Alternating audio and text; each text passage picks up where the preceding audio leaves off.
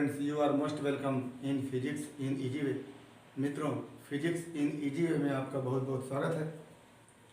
मित्रों, यदि आप हमारे वीडियो क्लिप को नियमित रूप से देख रहे होंगे तो पिछले वीडियो क्लिप में हमने प्रक्षेप्य गति से संबंधित कुछ तथ्यों को बताया था, जिसमें प्रक्षेप्य गति किसे कहते हैं, प्रक्षेप्य गति में प्रक्षेप का क्षैतिज वेग क्या होता है, ऊर्ध्वाधर वेग क्या होता है, और प्रक्षेप्य गति कर रहे पिंड का पथ कैसा होता है, जिसको हमने बताया था कि परवलयाकार होता है। उसको हमने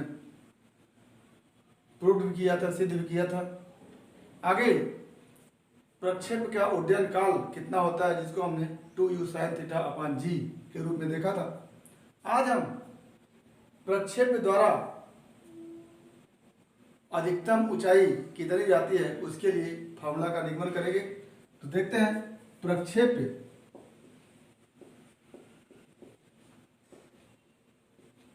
की अधिकतम ऊंचाई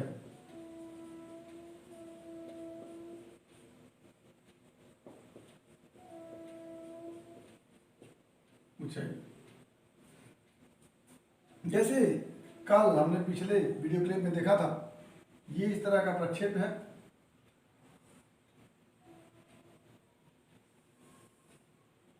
ये इसका इस दिशा में u वेग है और ये हमारा u sin θ वर्टिकल कंपोनेंट है, और ये इधर की तरफ u cos θ हॉरिजॉन्टल कंपोनेंट है, और ये एंगल थीटा है। तो ये जो मैक्सिमम हाइट है इसकी जानकारी हमको करनी है कि इस हाइट के लिए फार्मूला क्या बन के आएगा। तो इस ऊंचाई पर कल हमने बताया था, या पिछले वीडियो क्लिप में हमने बताया था कि पिंड की वर्टिकल डिस्प्लेसमेंट के लिए, ऊर्ध्वाधर विस्थापन के लिए हम ऊर्ध्वाधर वेग को लेकर के चलेंगे, और हॉरिजॉन्टल क्षैतिज विस्थापन के लिए हम वेग का क्षैतिज कंपोनेंट लेकर के चलेंगे।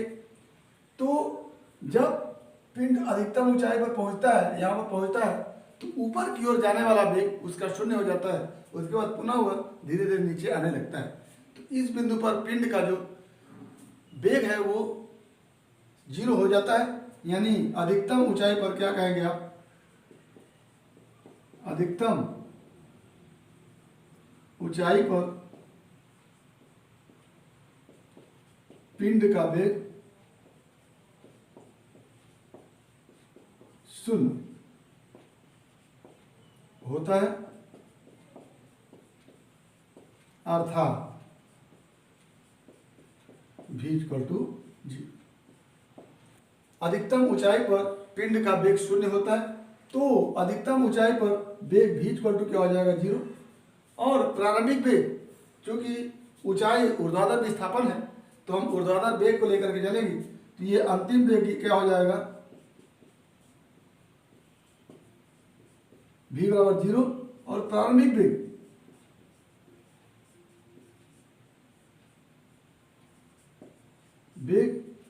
u y लिखेंगे, ऊर्ध्वाधर वेग जो होगा वो होगा u sin θ।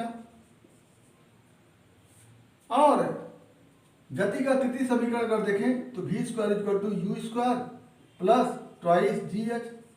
तो यहाँ पर g का मान माइनस में होगा, क्योंकि वस्तु ऊपर की ओर जा रही है और g का मान नीचे की ओर है।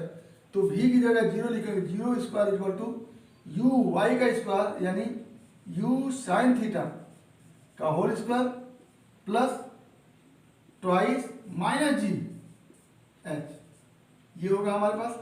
और यहाँ से आ जाएगा u² sin² θ minus twice GH = 0, ये होगा। अब यहाँ से अगर हम देखना चाहें तो देखेंगे कि ट्वाइस GH = u² sin² θ। यहाँ से h हो जाएगा u² sin² θ ट्वाइस g, ये h का मान अब यदि कोई व्यक्ति किसी पिंड को अधिकतम ऊंचाई पर फेंकना चाहता हो तो उसके लिए कोण क्या होगा, किस एंगल पर फेंके कि पिंड ज़्यादा से ज़्यादा ऊपर जाए। तो इस एच का मान अधिकतम तब होगा जब साइन थीटा का मान 1 होगा, क्योंकि साइन थीटा का अधिकतम मान 1 होता है। सिंस साइन थीटा का अधिकतम मान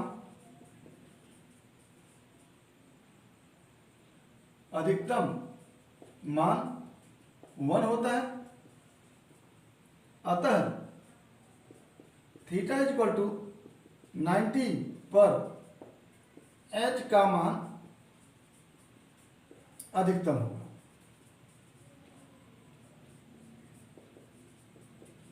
होगा। तो एच मैक्सिमम क्या लिखेंगे आप, U square sine square 90 upon twice G, और यहाँ से एच मैक्सिमम इक्वल टू हो जाता है यू स्क्वायर अपॉन ट्वाइस जी।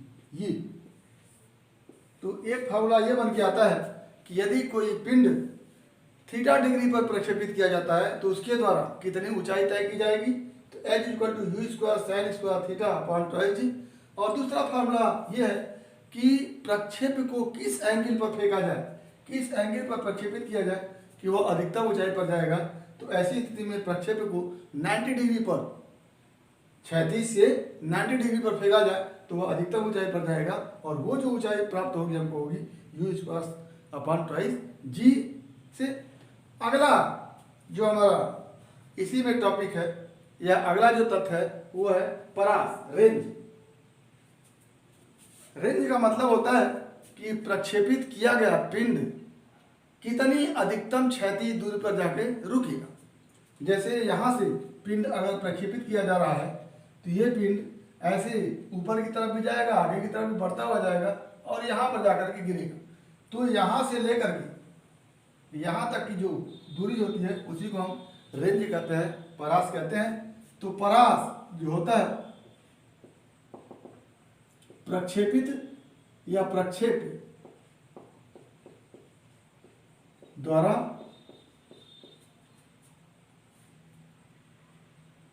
तय किया गया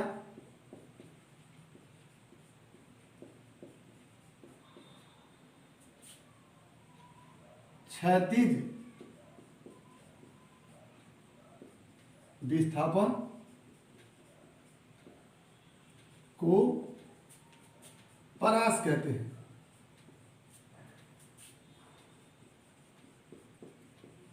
या प्रक्षेप द्वारा उड्डयन काल में, ये उड्डयन काल में जोड़ देंगे आप, उड्डयन काल में तय किया गया क्षैतिज विस्थापन क्या कहलाता है, परास कहलाता है। उड्डयन काल का मतलब होता है यहाँ से यहाँ तक जाने में जो समय लगता है उस समय में क्षैतिज दूरी कितनी तय की जाती है उसी को क्या कहते हैं, परास कहते हैं, रेंज कहते हैं। तो अतः रेंज बराबर रेंज परास, रेंज बराबर क्या लिखेंगे, उड्डयन काल में क्षैतिज विस्थापन। तो विस्थापन के लिए क्या फॉर्मूला होता है, क्षैतिज वेग गुणे उड्डयन काल, और ये हमारा हो जाता है क्षैतिज वेग भी, ये u cos थीटा इंटू उड्डयन काल 2u साइन थीटा अपॉन जी। पिछले वीडियो क्लिप में हम उड्डयन काल का फॉर्मूला देख चुके हैं, 2u साइन थीटा अपॉन जी होता है। तो यहाँ से हो जाता है हमारा परास को रेंज r से लिखते हैं, r बराबर ट्वाइस या u square 2 sine theta cos theta upon G, और यहाँ से r इक्वल टू हो जाता है u स्क्वायर, इसको लिख सकते हैं साइन 2 थीटा अपॉन जी। ये हमारा परास का फार्मूला हो जाता है। फिर वही मैक्सिमम परास क्या होगा, अब यहाँ से अगर साइन 2 थीटा का मान 1 रखें, क्योंकि साइन किसी भी थीटा का मान 1 जो होता है वो अधिकतम होता है। साइन 2 थीटा बराबर 1 के लिए परास का मान अधिकतम होगा। यानी ये साइन 2 थीटा इक्वल टू 1, यहाँ से हो जाता है sine 90 equal to 1, imply that 2 theta equal to 90, तो थीटा इक्वल टू क्या हो जाएगा 45। तो यदि कोई पिंड 45 एंगल पर फेंका जाता है तो परास क्या होगा, अधिकतम होगा, क्योंकि 45 डिग्री फेंकने पर इस फार्मूले में sine 2 theta equal to sine 90 होगा और साइन 90 का मान क्या होता है, अधिकतम होता है। तो आर मैक्सिमम जो होगा वो हो जाएगा यू स्क्वायर अपॉन जी, ये आर मैक्सिमम हो जाएगा और ये आर के लिए एक फार्मूला होता है। आर के लिए एक और फार्मूला होता है, जैसे आर इक्वल टू हम जानते हैं U square sine 2 theta upon G, ये होता है। अब साइन 2 थीटा की जगह आप पाई माइनस 2 थीटा भी लिख सकते हैं, तो क्या लिखेंगे, imply that R equal to U square sine 180 minus 2 theta upon G. अब 180 माइनस 2 थीटा, तो यहां से क्या हो जाता है 2 theta is equal to 180 minus 2 theta, या कह लें थीटा की जगह आप क्या लिख सकते हैं 90 माइनस थीटा। तो 90 माइनस थीटा, अगर थीटा की जगह 90 माइनस थीटा कर दें तो भी परास जो होता है उतना ही आता है, या कह लें 2 थीटा की जगह हमने क्या रख दिया 180 माइनस 2 थीटा, और थीटा की जगह क्या हो गया 90 माइनस थीटा। तो एक तरह से हम देखें कि क्षैतिज से थीटा अंश के कोण पर अगर प्रक्षेपित किया जाता है तो भी R equal to U square sine 2 theta upon G आता है, और 90 माइनस थीटा, अगर थीटा की जगह 90 माइनस थीटा कर दें तो भी परास उतना ही आता है। तो अगर इस परास को देखें, यदि थीटा का मान इस थीटा पर आर इतना है तो 90 माइनस थीटा करें, ये थीटा,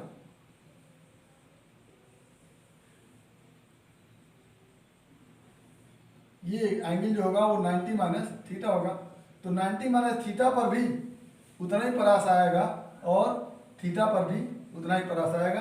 एक तरह से देखा जाए कि यदि किसी पिंड को थीटा डिग्री पर प्रक्षेपित किया जा रहा है तो जो रेंज होगा, जो परास होगा वो उतना ही होगा जितना कि 90 माइनस थीटा डिग्री पर प्रक्षेपित किया है। एग्जाम्पल के लिए देखा जाए कि यदि आर का मान 30 डिग्री के लिए जितना है उतना ही आर का मान जो होगा वो 90 माइनस 30 डिग्री या कह लें 60 डिग्री, यानी 30 डिग्री पर प्रक्षेपित किया जाता है तो भी परास उतना ही आता है, 90 माइनस 30 डिग्री पर प्रक्षेपित किया जाएगा तो भी परास उतना ही आएगा। तो एक सिंपल सा क्वेश्चन इसमें बनता है कि यदि किसी प्रक्षेप को 20 डिग्री पर प्रक्षेपित किया जाता है तो परास मान लेते हैं 25 मीटर आता है, तो यदि उसे 70 डिग्री पर प्रक्षेपित किया जाए तो परास कितना आएगा, 20 डिग्री पर परास हो गया, और यही परास किस पर आएगा 90 माइनस 20 पर, तो ये कितना हो गया 70 पर। तो जितना परास 20 डिग्री पर आएगा उतना ही 90 माइनस 20 यानी 70 डिग्री पर आएगा। तो किसी भी प्रक्षेप के लिए परास, किसी भी प्रक्षेप के परास के लिए दो एंगल एक समान होते हैं, एक तो थीटा के लिए जो परास होगा वही परास 90 माइनस थीटा के लिए होगा। तो इस तरह से हम प्रक्षेप के अधिकतम ऊंचाई तक पहुंचने के लिए जो एंगल होगा वो 90 डिग्री होगा, और अधिकतम परास के लिए जो एंगल होगा वो 45 डिग्री होगा। और दूसरा, एक ही परास दो एंगल पर मिल सकता है, एक तो थीटा एंगल पर, दूसरा 90 माइनस थीटा एंगल पर। तो इस तरह से हमने आज प्रक्षेप के परास और प्रक्षेप के द्वारा तय किए गए अधिकतम ऊंचाई से संबंधित तथ्यों को देखा। तो आज हमारा प्रक्षेप गति समाप्त होता है। इसमें जो कुछ भी कोई समस्या आई हो पिछले वीडियो क्लिप में या आज के वीडियो क्लिप में, आप प्रक्षेप से संबंधित अपनी समस्या को हमारे YouTube चैनल के कमेंट बॉक्स में कमेंट करके या फिर हमारे व्हाट्सएप नंबर पर कॉल करके अपनी समस्या का समाधान कर सकते हैं। आगे यदि हमारा वीडियो क्लिप पसंद आया तो प्लीज़ लाइक करिएगा, शेयर करिएगा, साथ ही हमारे YouTube चैनल को सब्सक्राइब करिएगा ताकि हमारा हर वीडियो क्लिप आप तक पहुंचता रहे और आपको नोटिफिकेशन मिलता रहे। तो आज बस इतना ही। अगला टॉपिक अगले वीडियो क्लिप में। आपके भविष्य के लिए एक बार फिर बेस्ट ऑफ लक। धन्यवाद।